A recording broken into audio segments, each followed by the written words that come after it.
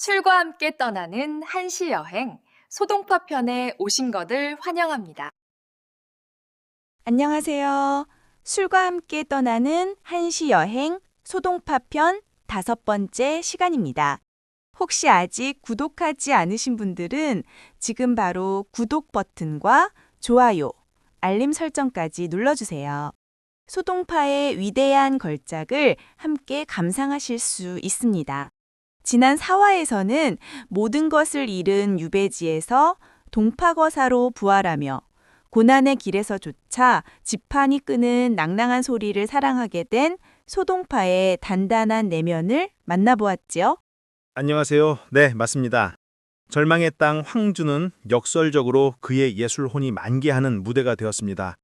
그리고 오늘 우리는 바로 그 황주 유배 시절에 탄생한 그의 최고 걸작이자 중국 문학사 전체를 통틀어 가장 위대한 작품 중 하나로 꼽히는 명작을 만나게 됩니다. 드디어 올 것이 왔군요. 예고해 주셨던 바로 그 작품, 적벽부 말씀이시죠? 이름만 들어도 가슴이 웅장해집니다. 그런데 선생님, 이 적벽이 우리가 아는 삼국지의 그 유명한 적벽대전이 벌어졌던 곳이 맞나요? 아주 좋은 질문입니다.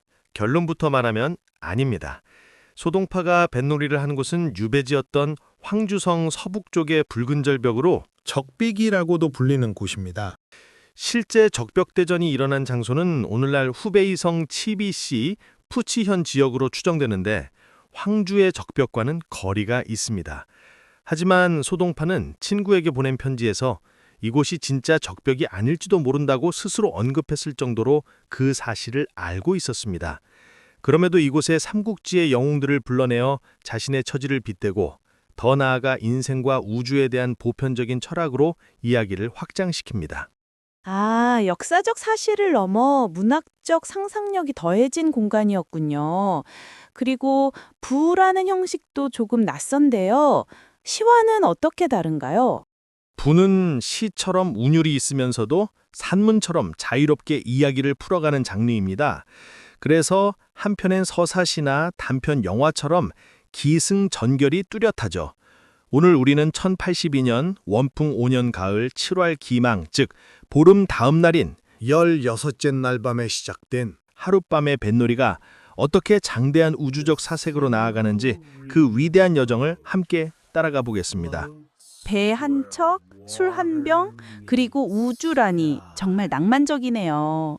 그럼 그 황홀한 뱃놀이의 현장으로 들어가 보겠습니다.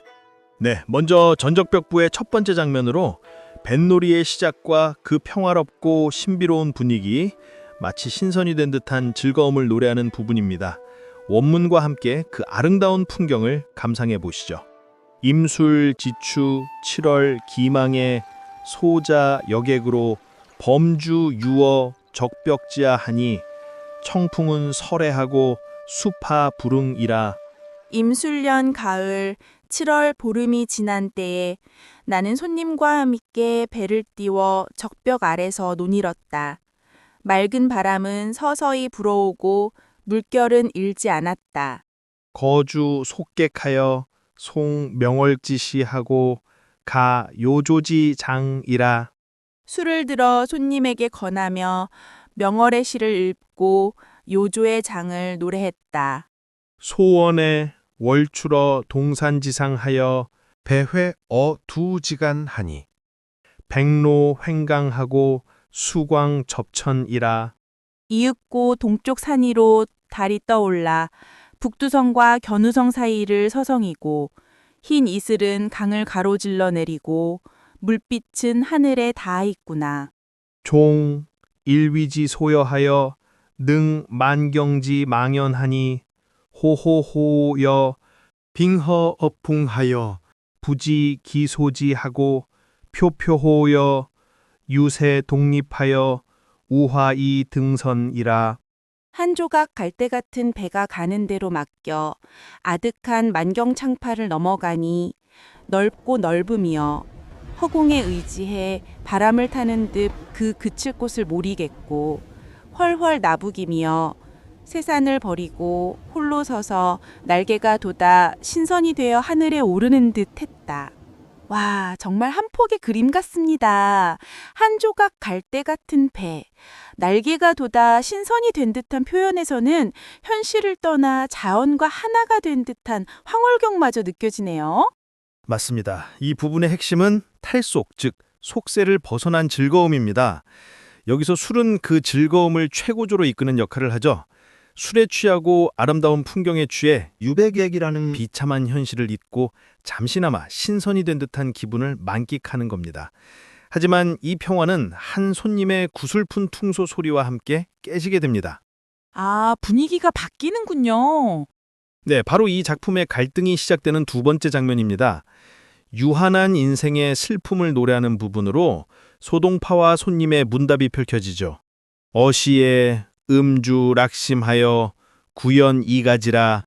이에 술을 마시고 흥치가 더해져 뱃전을 두드리며 노래를 불렀다. 가왈 개도해 난 장으로 격공명해 소류광이라.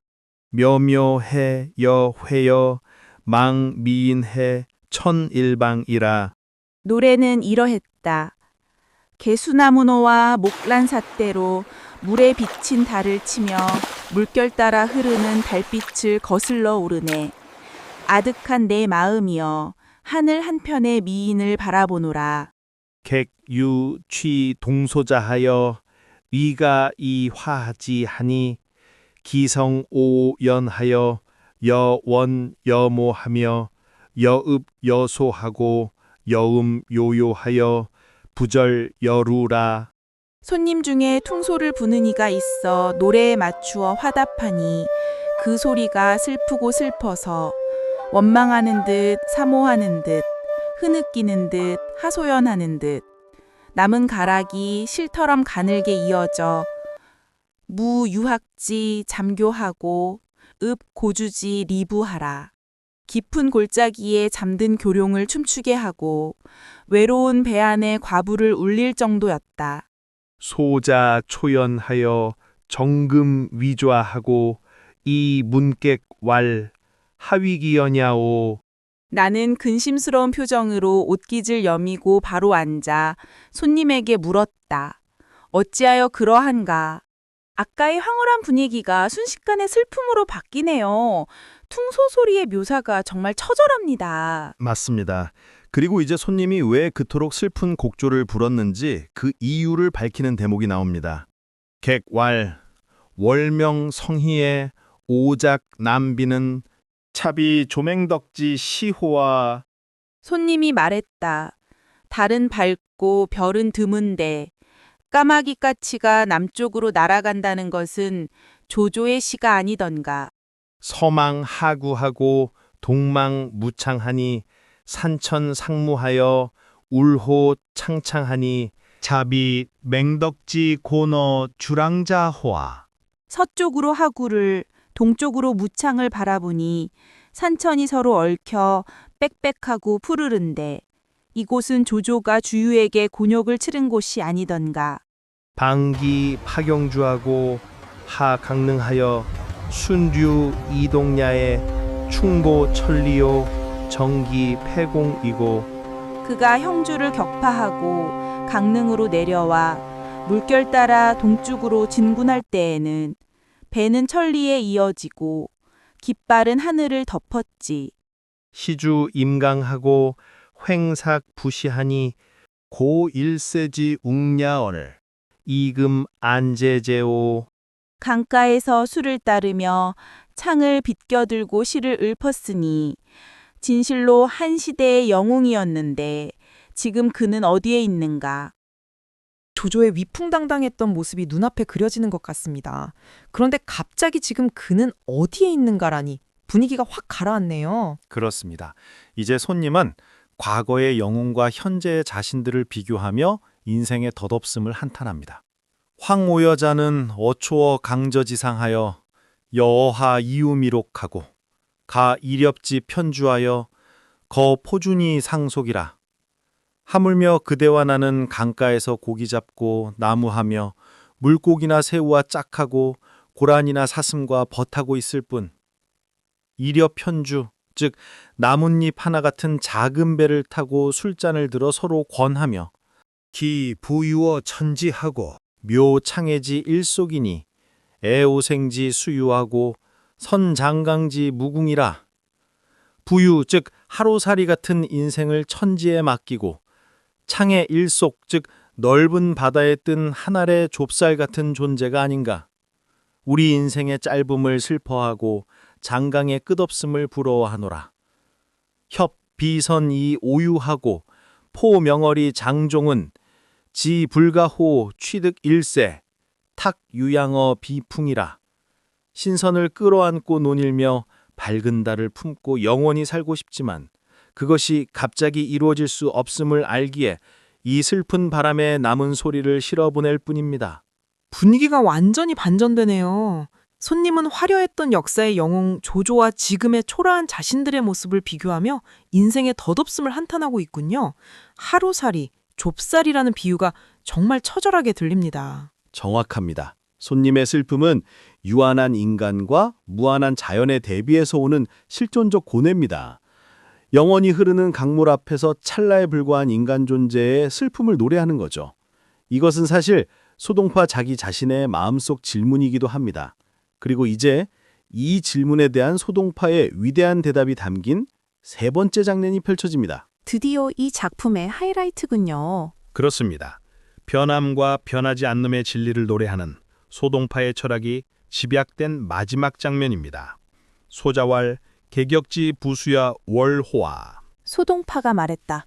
손님께서도 저 물과 달을 아시는가? 서자 여사로되 이미상 왕야며 영허자 여피로되 이졸막 소장야니. 가는 것은 이와 같지만 일찍이 가버린 적이 없으며 차고 비는 것은 저와 같지만 끝내 사라지거나 늘어난 적이 없다.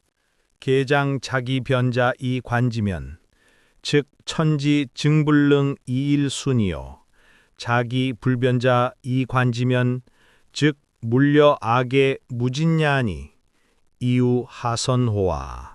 무릇 변화하는 것의 관점에서 보면 천지도 한순간일 수밖에 없으며 변하지 않는 것의 관점에서 보면 사물과 내가 모두 다함이 없는 것이니 또 무엇을 부러워하겠는가. 차부 천지지간의 물각 유주하여 구비 오지 소유면 수 일호이 막취연이와. 또한 이 천지 사이의 사물에는 각기 주인이 있어서 진실로 나의 소유가 아니라면 비록 한 털끝이라도 취해서는 안 된다. 유 강상지 청풍과 여 상간지 명월은 이득지 이위 성하고 몽구지 이 성색하여 취지 무금하고 용지 불갈하니.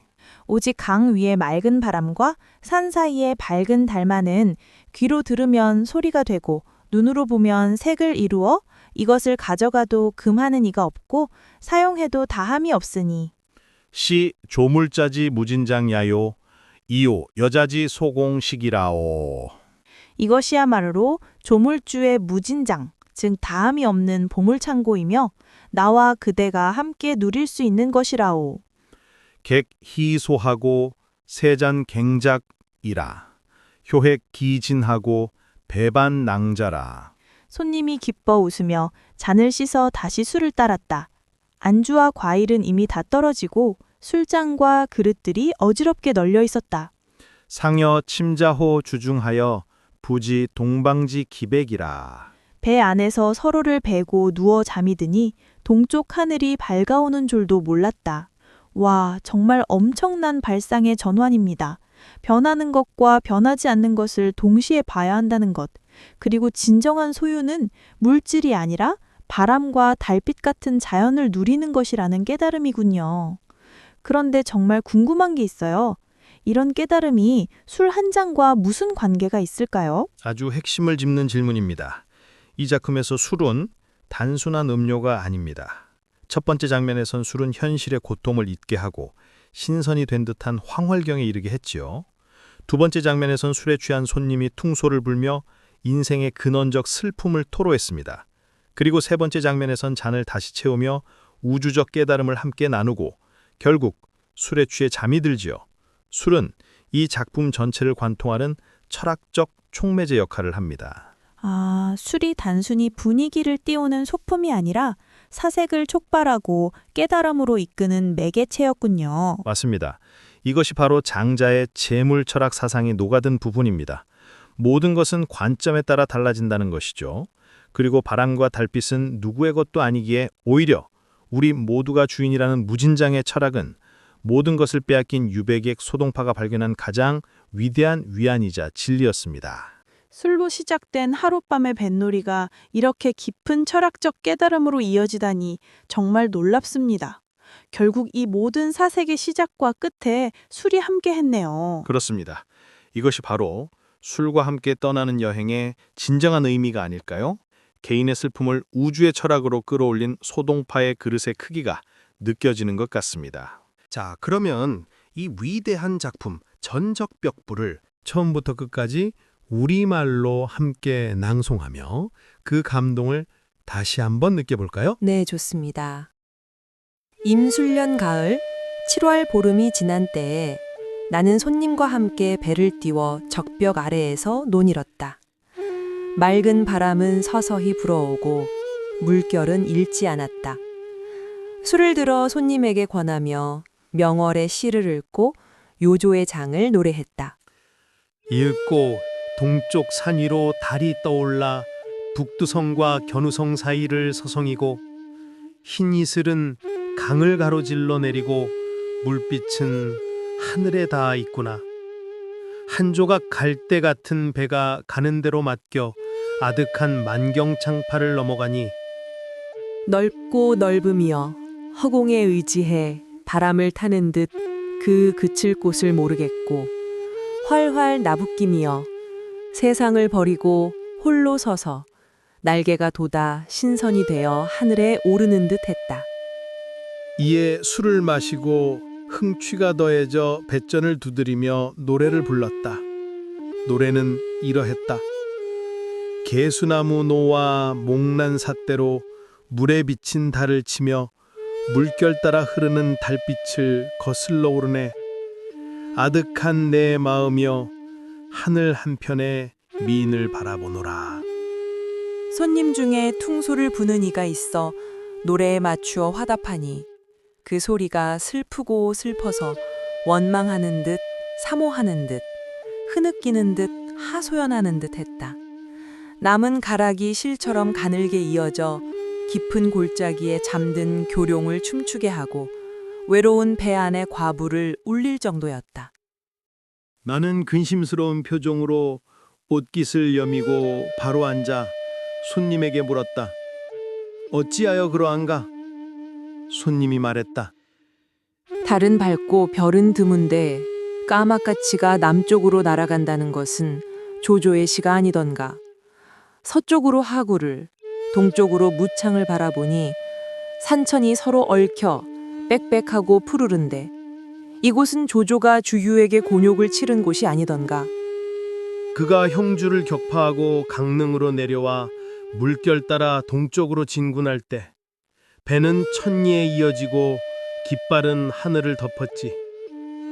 강가에서 술을 따르며 창을 비껴들고 시를 벗으니 진실로 한 시대의 영웅이었는데 지금 그는 어디에 있는가? 하물며 그대와 나는 강가에서 고기 잡고 나무하며 물고기나 새우와 짝하고 고란이나 사슴과 벗하고 있을 뿐 이렵 편주, 즉 나뭇잎 하나 같은 작은 배를 타고 술잔을 들어 서로 관하며 부유, 즉 하루살이 같은 인생을 천지에 맡기고 창의 일속, 즉 넓은 바다에 뜬 한 알의 좁쌀 같은 존재가 아닌가? 우리 인생의 짧음을 슬퍼하고 장강의 끝없음을 부러워하노라. 신선을 끌어안고 논일며 밝은 달을 품고 영원히 살고 싶지만 그것이 갑자기 이루어질 수 없음을 알기에 이 슬픈 바람에 남은 소리를 실어 보낼 뿐입니다. 소동파가 말했다. 손님께서도 저 물과 달을 아시는가? 가는 것은 이와 같지만 일찍이 가버린 적이 없으며 차고 비는 것은 저와 같지만 끝내 사라지거나 늘어난 적이 없다. 무릇 변하는 것의 관점에서 보면 천지도 한순간일 수밖에 없으며 변하지 않는 것의 관점에서 보면 사물과 내가 모두 다함이 없는 것이니 또 무엇을 부러워하겠는가. 또한 이 천지 사이의 사물에는 각기 주인이 있어서 진실로 나의 소유가 아니라면 비록 한 털끝이라도 취해서는 안 된다. 오직 강 위의 맑은 바람과 산 사이의 밝은 달만은 귀로 들으면 소리가 되고 눈으로 보면 색을 이루어 이것을 가져가도 그 많은 이가 없고 사용해도 다함이 없으니 이것이야말로 조물주의 무진장, 즉 다함이 없는 보물창고이며 나와 그대가 함께 누릴 수 있는 것이라오. 손님이 기뻐 웃으며 잔을 씻어 다시 술을 따랐다. 안주와 과일은 이미 다 떨어지고 술잔과 그릇들이 어지럽게 널려 있었다. 배 안에서 서로를 베고 누워 잠을 드니 동쪽 하늘이 밝아오는 줄도 몰랐다. 다시 들어도 정말 대단한 작품입니다. 맞습니다. 하지만 여러분, 적벽에서의 이야기는 여기서 끝나지 않습니다. 같은 해 겨울 10월 15일, 소동파는 다시 한번 적벽을 찾게 되죠. 다음 시간에는 달빛 아래 평화롭고 철학적이었던 전 적벽부와는 전혀 다른 기이하고 신비로운 분위기의 후적벽부를 만나보겠습니다. 과연 그에게 두 번째 적벽의 밤은 어떤 깨달음을 줬을까요? 같은 장소, 다른 시간의 이야기라니 정말 기대됩니다. 오늘 소동파의 위대한 철학에 함께 감동하셨다면 구독과 좋아요, 알림 설정으로 저희의 여정을 응원해주세요. 여러분의 인생에서 시름을 잊게 해주는 강 위의 맑은 바람과 산 사이의 밝은 달, 즉 여러분만의 무진장은 무엇인가요? 댓글로 남겨주세요. 저희는 다음 시간 소동파의 또 다른 걸작과 함께 돌아오겠습니다. 함께 해주셔서 고맙습니다. 다음 시간에 꼭 다시 만나요. See you next week. Goodbye. Goodbye.